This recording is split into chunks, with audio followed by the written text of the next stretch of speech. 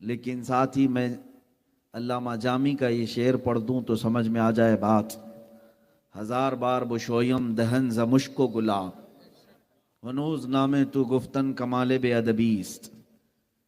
علامہ عبد الرحمن جامی ایک بڑے عاشق رسول ہیں، فرماتے ہیں ہزار بار اگر میں اپنے منہ کو گلاب اور مشک سے دھو لوں، اس کے بعد بھی یا رسول اللہ تمہارا نام لینا بھی بے ادبی سمجھتا ہوں۔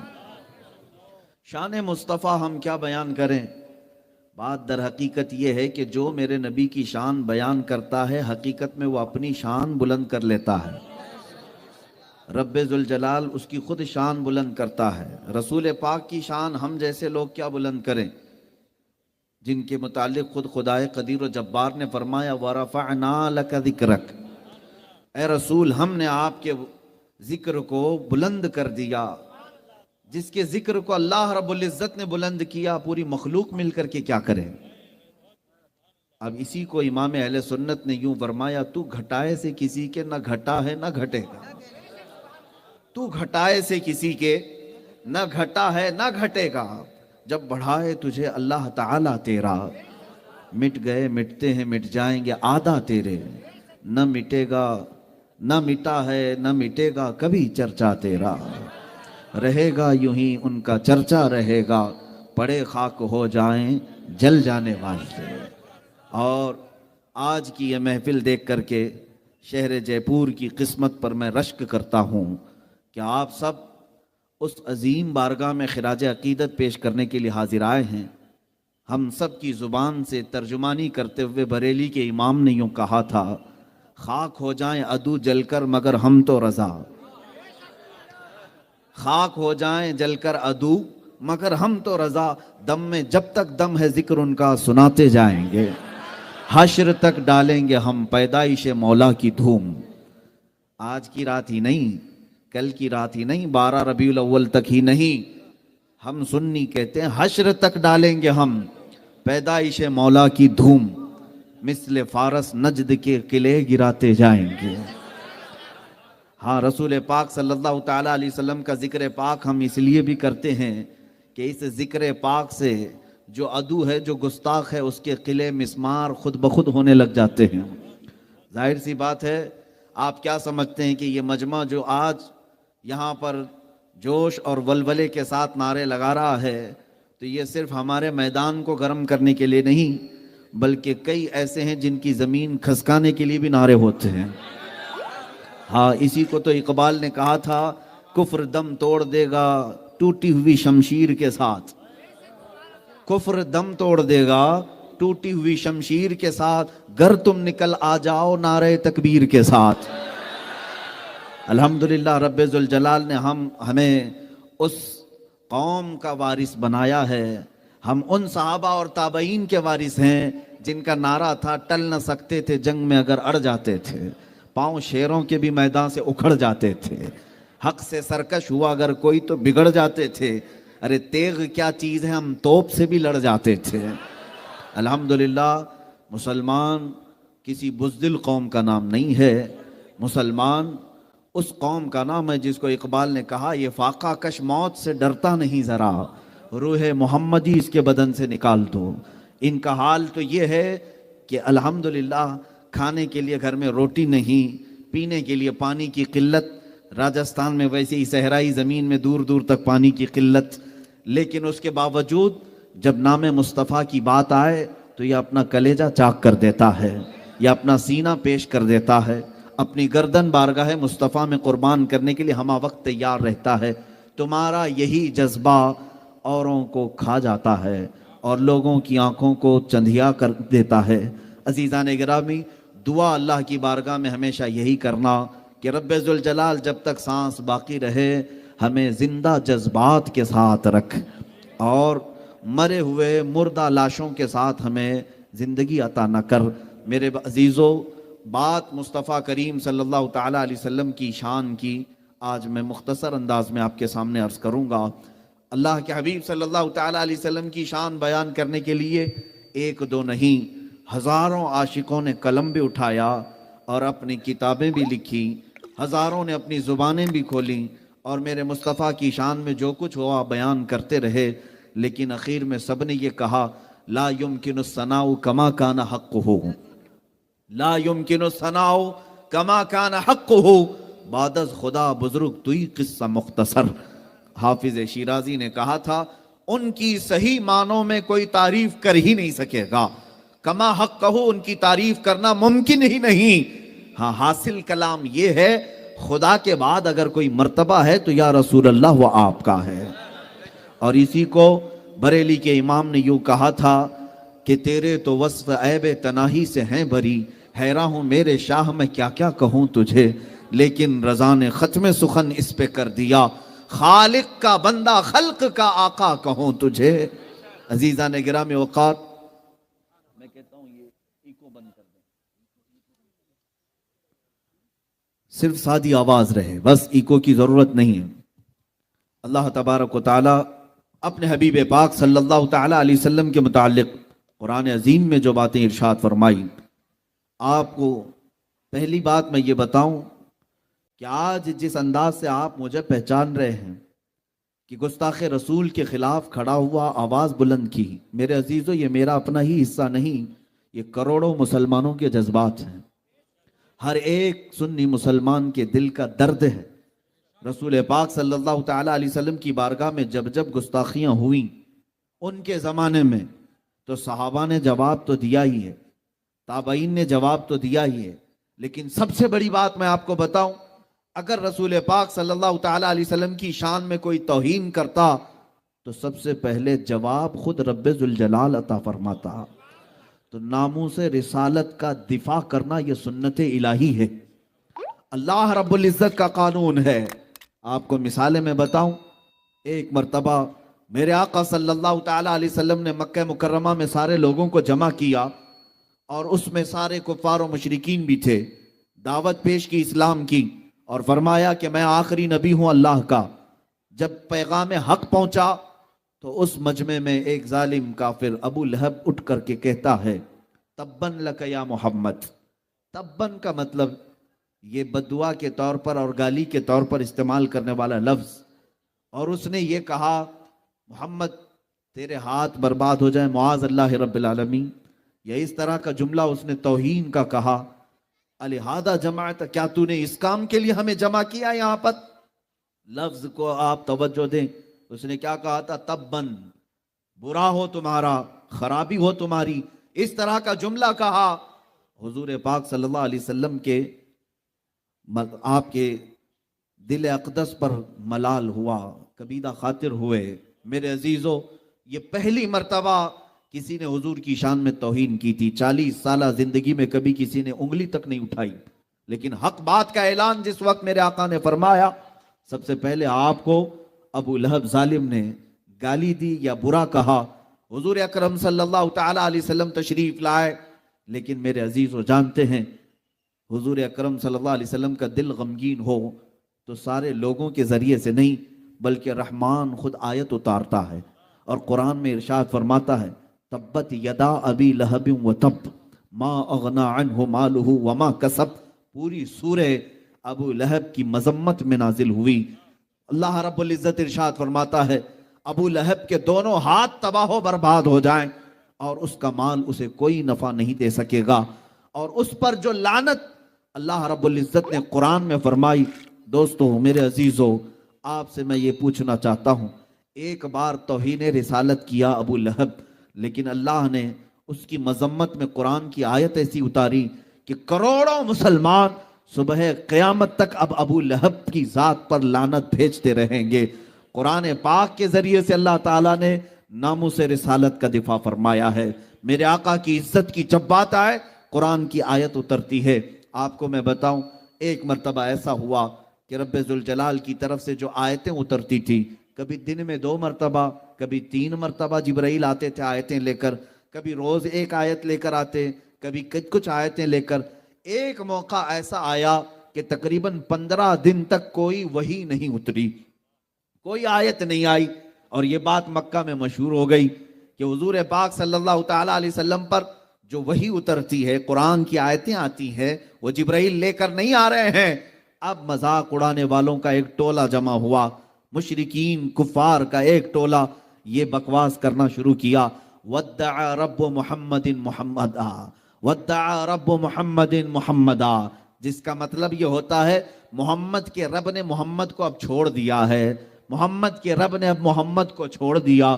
یہ جب باتیں گردش کرنے لگی، میرے آقا صلی اللہ تعالی علیہ وسلم کی سماعت سے بھی یہ باتیں ٹکرائی۔ لوگوں نے کہا، کفار و مشرکین کا ایک ٹولہ یوں کہہ رہا ہے آپ کا رب آپ کو چھوڑ دیا، اب آیتیں نہیں آتی ہیں، اب وہی نہیں اترتی ہے۔ رسول پاک صلی اللہ تعالی علیہ وسلم کیا غمگین ہی ہوئے تھے، ابھی اپنی آنکھیں نیچے ہی کیے تھے کہ جبرائیل پوری سورہ لے کر نازل ہوئے، اور آیتیں کیا تھی سنو میرے عزیزو، وَالضُّحَىٰ وَاللَّيْلِ إِذَا سَجَىٰ مَا وَدَّعَكَ رَبُّكَ وَمَا قَلَىٰ وَلَلْآخِرَةُ خَيْرٌ لَكَ مِنَ الْأُولَىٰ۔ آیتیں آپ کو پوری پڑھنے سے پہلے میں مختصر یہ بتا دوں، اب رب تبارک و تعالی حضور کی تعریف میں پوری سورت نازل کرتا ہے۔ ارشاد فرمایا جاتا ہے، آپ کے چہرے والضحیٰ کی قسم، آپ کے چمکنے والے چہرے کی قسم، آپ کی چمکتی ہوئی کالی زلفوں کی قسم، ما ودعک ربک وما قلا، آپ کے رب نے نہ آپ کو چھوڑا ہے اور نہ کچھ کم کیا ہے۔ وَلَلْآخِرَةُ خَيْرٌ لَكَ مِنَ الْأُولَىٰ، اے محبوب آپ کی ہر آنے والی گھڑی پچھلی گھڑی سے کئی درجے بہتر ہے۔ پوری سورہ اللہ نے نازل فرمائی۔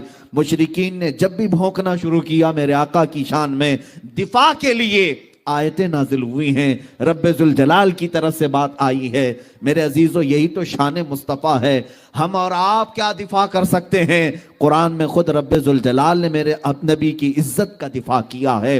اور آگے میں آپ کو بتاؤں، اتنی نہیں کئی آیتیں آپ کو بتاؤں۔ حضور پاک صلی اللہ تعالی علیہ وسلم کی بارگاہ میں لوگ جب سوال کرنے آتے اور ایسے ایسے سوال کرتے کہ حضور اکرم صلی اللہ تعالی علیہ وسلم کو اس طرح کے سوالات کیے جاتے جو عام انسان کے لیے نہ ہوں، اور معاذ اللہ رب العالمین خدائی کے درجے پر پہنچانے کی باتیں کی جاتی، تب اللہ تبارک و تعالیٰ نے حضور صلی اللہ تعالیٰ علیہ وسلم سے ارشاد فرمایا، قل انما انا بشر مثلکم، اے محبوب ان سے کہہ دینا میں تمہاری طرح بشر ہوں، مگر یہ کہ مجھے اللہ کی طرف سے وحی آتی ہے۔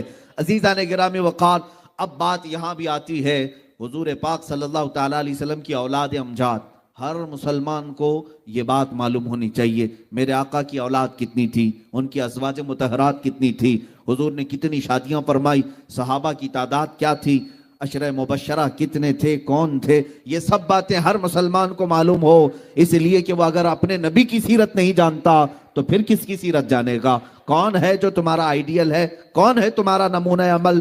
میرے آقا صلی اللہ تعالیٰ علیہ وسلم کے 3 بیٹے ہوئے اور 4 بیٹیاں ہوئی۔ بیٹوں میں تینوں بیٹے ابتدائی زندگی میں انتقال فرما گئے، یہاں تک کہ 6 مہینے سے زیادہ کوئی بھی بیٹے آپ کے باحیات نہ رہے۔ حضرت عبداللہ، حضرت قاسم، حضرت ابراہیم، اخیر میں حضرت ابراہیم کا انتقال ہوا جب ان کی عمر 6 مہینے سے بھی کم کی تھی۔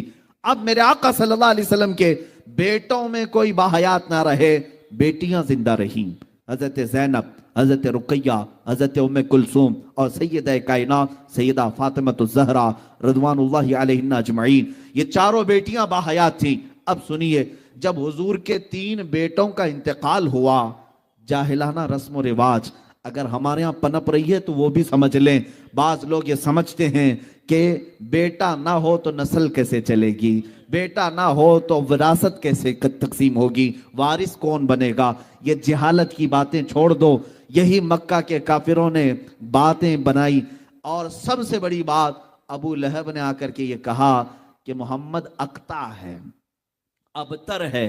ابتر کا مطلب ہوا جس کی نسل کٹ گئی، جس کی نسل ختم ہو گئی، ابتر لفظ، اقطع لفظ۔ اس نے کہا حضور اکرم صلی اللہ تعالی علیہ وسلم کو برا بھلا کہنے کے لیے، توہین رسالت کے لیے یہ جملہ استعمال کیا کہ اب بیٹے تو سب ختم ہو گئے، اب کوئی بیٹا نہیں، نسل کہاں سے چلے گی، نسل کٹ گئی ہے۔ رسول پاک صلی اللہ تعالی علیہ وسلم کو جب کوئی ظالم اس طرح کی طعن و تشنیع کرتا ہے، اگر میرے آقا صلی اللہ علیہ وسلم کبیدہ خاطر ہوئے تو رب ذوالجلال نے آپ کو کبھی بھی ملول نہیں چھوڑا، اور نہ ہی رب ذوالجلال نے آپ کو کبیدہ خاطر اور غمگین چھوڑا، بلکہ آپ کے دل کی تسلی کے لیے رب ذوالجلال نے ایک سے ایک انعامات کی بارشیں فرمائی۔ اللہ تعالیٰ نے فوراً پوری سورہ اتاری، اے محبوب صلی اللہ تعالیٰ علیہ وسلم، یہ ظالم آپ کو کہہ رہے ہیں نسل کٹی ہے، آپ اقتا ہیں، ابتر ہیں۔ اللہ تعالیٰ نے فرمایا انا اعطیناک الکوثر فصلی لربک وانحر ان شانئک هو الابتر۔ اے محبوب، ہم نے تو آپ کو کوثر عطا کیا ہے، ہم نے آپ کو کوثر عطا کیا ہے۔ آپ اپنے رب کی عبادت کریں، قربانی کریں۔ آپ کی نسل کٹی نہیں، آپ کے دشمن کی نسل کٹی ہوئی ہے۔ یہ رب ذوالجلال کی طرف سے اعلان ہوا، ان شانئک، اے محبوب بے شک آپ کا دشمن کٹی ہوئی نسل کا ہے۔ پتہ یہ چلا گستاخان رسول کے خلاف جواب دینا اور انہیں بات کرنا یہ سنت الہیہ ہے، یہ رب ذوالجلال کا قانون ہے۔ اللہ نے جو فرما دیا وہ حق ہے۔ اب سنیے، میرے مصطفیٰ کریم صلی اللہ علیہ وسلم کو گالی دینے والا، گستاخی کرنے والا، جس نے کہا تھا نسل کٹی ہوئی، ڈھونڈ کر کے نکالو پوری دنیا بھر میں ابو لہب کی اولاد کہاں ہے، ابو لہب کے بیٹے کہاں رہتے ہیں، اس کی وراثت کن میں تقسیم ہوئی۔ آپ ڈھونڈ کر کے نکالیں گے، کہیں آپ کو پتہ نہیں چلے گا اس کی اولاد کیا، اس کے پوتے پوتے اور نواسوں تک بھی اولاد نسل نہیں چل سکی، اولاد ہی ختم ہو گئی اور اس کا نام و نشان بھی مٹ گیا۔ ابو لہب کی جو موت ہوئی اس حالت میں ہوئی کہ اس کو سخت ترین بیماری لاحق ہوئی، یہاں تک کہ اس کو ایک گڑھے میں ڈال کر کے اس کے ہی بچوں نے پتھر اس پر ڈالے تھے، اتنے پتھر مارے گئے تھے کہ اس کا جسم پورا پتھروں سے لہولہان تھا، وہ خود مٹا، اس کی اولاد نہیں رہی۔ لیکن آؤ، میرے رب ذوالجلال نے میرے مصطفیٰ کی جو شان بیان کی، انا اعطیناک الکوثر، اس آیت کی تفسیر کے اعتبار سے آج ہندوستان نہیں، جے پور راجستھان نہیں، بلکہ دنیا کے کسی بھی کونے میں جاؤ رسول اللہ کی آل و اولاد کی خوشبو تمہیں ضرور نظر آئے گی۔ ہر جگہ سادات موجود ہیں، سید حضرات موجود ہیں۔ یہ کس کی نسل ہیں؟ یہ فاطمۃ الزہرا کی نسل آج پوری دنیا میں ہے، جن کو میرے آقا صلی اللہ علیہ وسلم نے اپنی اولاد فرمایا ہے۔ عزیزان گرامی، حضور کو کہنے والے کہ نسل کٹی ہے، وہ خود کٹ گئے، مگر میرے مصطفیٰ کی نسل آج پوری دنیا میں جس طرح محفوظ ہے، کائنات میں کسی کی نسل اس طرح سے محفوظ نہیں۔ ایک بات یاد رکھیں، حضور کی جو نسل ہے آج، اس طرح کی پوری دنیا میں کسی اور کی نسل محفوظ نہیں۔ سادات کے شجرے محفوظ ہیں، ان کے نسب محفوظ ہیں، اور ان کی آل و اولاد، ان کے خاندان، ان کے تمام حسب و نسب آج بھی محفوظ ہیں۔ جاؤ سادات کی خانقاہوں میں، وہ سارے شجرے اور تاریخ لے کر بیٹھے ہیں۔ میرے عزیزوں، اسی کو تو کہا گیا حضور پاک صلی اللہ تعالیٰ علیہ وسلم کی اولاد آج پوری کائنات میں ہے، اور یہی شان مصطفیٰ ہے جس کو اعلیٰ حضرت نے یوں کہا تھا، تیری نسل پاک میں ہے بچہ بچہ نور کا، تو ہے عین نور تیرا سب گھرانہ نور کا۔ عزیزان گرامی، یہ شان مصطفیٰ ہے۔ جب کبھی کسی نے حضور کی ذات پر انگلی اٹھائی تو جواب کہاں سے آیا؟ خود خدائے قدیر و جبار کی طرف سے آیا۔ اللہ نے کبھی سورہ والضحیٰ اتاری، کبھی سورہ لہب اتاری، کبھی سورہ کوثر اتاری۔ اب کوثر کا معنی میں بیان کر کے حضور کی شان پاک کے چند آپ کے سامنے جھلکیاں رکھ دوں۔ کوثر کیا چیز ہے؟ کوثر کس کو کہتے ہیں؟ بعض لوگ یہی سمجھتے ہیں کوثر ایک نام ہے یا پھر حوض کوثر ہے۔ کوثر کی ہزاروں تعریفیں ہوئی اور اس کی کئی تفاسیر ہیں، کئی اس کے مفہومات بھی مفسرین نے بیان کی، لیکن جو حقیقت زیادہ راجح ہے وہ میں بتاتا ہوں۔ کوثر عربی کا لفظ ہے، اور عربی میں بلاغت ایک چیز ہے، یہ سارے لوگوں کے سمجھ میں نہیں آتی۔ عربی ایک ایسا لٹریچر ہے کہ ایک ایک لفظ آتا ہے 70 معنوں کے لیے، کبھی کبھار ایک ایک ایسے ورڈ ہیں جو 1000 معنی کے لیے استعمال کیے جاتے ہیں، اور عربی میں وسعت بہت ہے، ایک لفظ بول کر کئی معنی مراد لیے جا سکتے ہیں۔ اب کوثر کیا چیز ہے؟ اب میں آپ کو بتاتا ہوں۔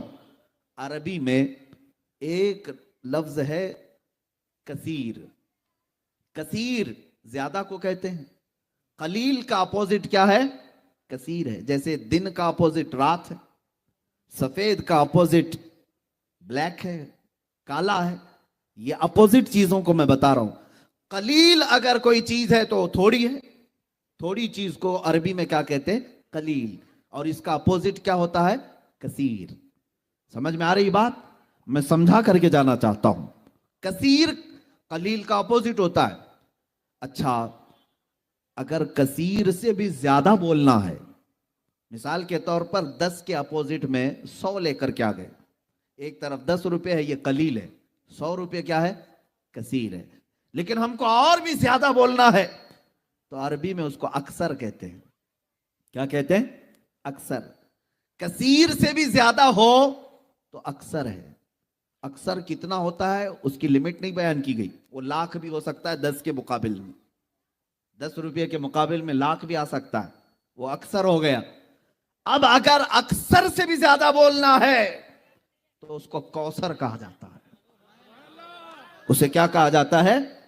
کوثر کہا جاتا ہے۔ ایک ہے کثیر، اس سے زیادہ کو اکثر کہتے ہیں، اس سے بھی زیادہ ہو تو اسے کیا کہتے ہیں؟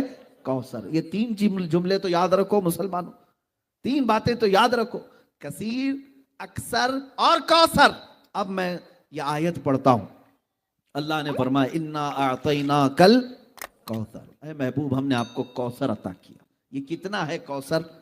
کیسے اندازہ کر سکیں گے؟ مولا تو نے ہمارے نبی کو کیا دیا، کتنا دیا، اسی سے آپ اندازہ کر لیں۔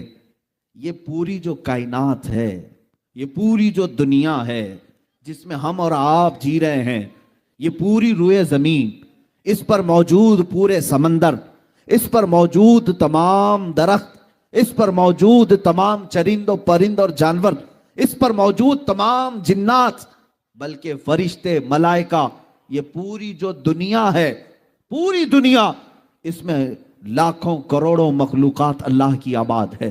کیڑے مکوڑے الگ، چرند و پرند الگ، جانور الگ، بہائم الگ، سمندر کی کروڑوں مچھلیاں الگ، جنات کی بے انتہا تعداد الگ، یاجوج ماجوج کی کثرت الگ، آسمانوں میں رہنے والی مخلوقات الگ، ملائکہ، فرشتے، یہ تمام مخلوقات الگ۔ ان تمام کائنات کی چیزوں کو اللہ کیا فرماتا ہے؟ قل متاع الدنیا قلیل، اے محبوب آپ فرما دیں یہ پوری دنیا قلیل ہے۔ کیا ہے؟ پوری دنیا کا سامان قلیل ہے، اس میں کروڑوں انسان بھی آ گئے، ہم بھی قلیل ہیں، پوری روئے زمین آ گئی، یہ بھی قلیل ہے، یہ سارے آسمان آ گئے، یہ بھی قلیل ہے، یہ ساری کائنات کے ہر ذرے اس میں آ گئے، یہ قلیل ہے۔ اب رب ذوالجلال ارشاد فرماتا ہے یہ پوری کائنات قلیل ہے۔ کیا ہے؟ قلیل ہے۔ اور اس کائنات سے اگر کچھ زیادہ ہونا چاہیے تھا تو وہ کثیر ہے، اور کثیر سے بھی زیادہ چاہیے تھا تو اکثر ہے، اور اکثر سے بھی زیادہ چاہیے تھا تو وہ کوثر ہے۔ اے محبوب ہم نے آپ کو یہ پوری کائنات میں موجود یہ قلیل نہیں دیا، اس سے تھوڑا زیادہ کثیر بھی نہیں دیا، اس سے زیادہ اکثر بھی نہیں دیا، اے محبوب ہم نے تو آپ کو کوثر دیا ہے، ہم نے آپ کو کوثر عطا کیا ہے۔ عزیزان گرامی وقار، یہ شان مصطفیٰ ہے۔ رسول پاک صلی اللہ تعالیٰ علیہ وسلم کو اللہ فرما رہا ہم نے کوثر دیا ہے۔ اسی لیے شاعر نے کہا تھا حسن یوسف دم عیسیٰ ید بیضا داری، آنچ ہما خوباں دارند تو تنہا داری۔ اے رسول پاک آپ کو اللہ نے حسن یوسف بھی دیا ہے، اور حسن یوسف ید بیضا، حضرت موسیٰ علیہ السلام کا معجزہ ید بیضا بھی آپ کو دیا گیا، اور حضرت عیسیٰ علیہ السلام کی مسیحائی بھی دی گئی۔ اور پھر اخیر میں شاعر کہتا ہے وہ تمام خوبیاں جو انبیاء رکھتے تھے یا رسول اللہ وہ تنہا آپ کی ذات میں اللہ نے عطا کی۔ اور اسی کو اعلیٰ حضرت فرماتے ہیں ذات ہوئی انتخاب وصف ہوئے لاجواب، ذات ہوئی انتخاب وصف ہوئے لاجواب، نام ہوا مصطفیٰ تم پہ کروڑوں درود۔ میرے آقا صلی اللہ تعالیٰ علیہ وسلم کی شان عظمت میں چند مثالیں عرض کرتے ہوئے آگے بڑھوں گا۔ سیدنا آدم علیہ السلام کو اللہ تعالیٰ نے صفی اللہ کا خطاب دیا، وہ اللہ کے صفی ہیں۔ آدم علیہ نبینا علیہ الصلاۃ والتسلیم کثرت بکا میں مشہور تھے، یعنی آپ کثرت سے رویا کرتے تھے، کافی سالوں تک آپ نے گریہ بزاری کی، اور یہ کثرت بکا میرے آقا صلی اللہ علیہ وسلم کو بھی عطا کی گئی۔ حضرت نوح علیہ السلام نجی اللہ کے خطاب سے سرفراز ہوئے، اور اللہ رب العزت کی بارگاہ میں نجابت آپ کو دی گئی، اور میرے آقا صلی اللہ علیہ وسلم کو رب ذوالجلال نے نجی بھی بنایا۔ حضرت ابراہیم علیہ السلام کو اللہ نے خلیل کہا، وہ خلیل اللہ ہیں، اللہ رب العزت کے خلیل ہیں۔ لیکن میرے عزیزو، اللہ تعالیٰ نے اپنے حبیب مصطفیٰ کریم صلی اللہ علیہ وسلم کو حبیب اللہ بنایا۔ جو ان نبیوں کو صفات دی گئی وہ تمام تر صفات میرے آقا صلی اللہ علیہ وسلم کی ذات پاک میں عطا کی گئی۔ وہ تمام خوبیاں جو اللہ تعالیٰ نے پچھلے انبیاء کو دی وہ حضرت حضور اکرم صلی اللہ علیہ وسلم کو عطا کی۔ اب چند مثالیں میں آپ کے سامنے رکھ رہا ہوں۔ ایک ہے موسیٰ علیہ نبینا علیہ الصلوۃ والتسلیم، ان کے واقعات اکثر سنائے جاتے ہیں اور سنتے بھی ہیں آپ۔ سیدنا موسیٰ کلیم اللہ علیہ الصلوۃ والتسلیم کی ایک بات میں عرض کرتا ہوں، آپ کوہ طور پر جاتے ہیں اور عرض کرتے ہیں اے رب ذوالجلال میں تیرا دیدار کرنا چاہتا ہوں، میں تجھے کھلے آنکھوں دیکھنا چاہتا ہوں۔ قرآن پاک میں ہے ربی ارینی، اے اللہ تو مجھے اپنا دیدار کرا دے، اور اللہ کی طرف سے جواب آتا ہے لن ترانی، اے موسیٰ تو ہرگز مجھے نہیں دیکھ سکے گا۔ بار بار موسیٰ علیہ السلام نے اصرار کیا تو رب تعالیٰ نے پھر کس انداز میں بلایا، فخلع نعلیک انک بالواد المقدس طویٰ، اے موسیٰ اپنی چپلیں اتار دیں، اپنے نالین اتار دیں اور کوہ طور پر آئیں۔ کوہ طور مصر کی وادی سینا میں موجود ایک پہاڑی کا نام ہے۔ سیدنا موسیٰ علیہ السلام جب طور پر چڑھتے ہیں وہاں پر حکم کیا ہوتا ہے، قریب موجود ایک دوسری پہاڑی پر ایک درخت ہے، اس درخت پر آپ دیکھتے رہیں۔ حضرت موسیٰ علیہ السلام اس درخت پر دیکھتے رہے۔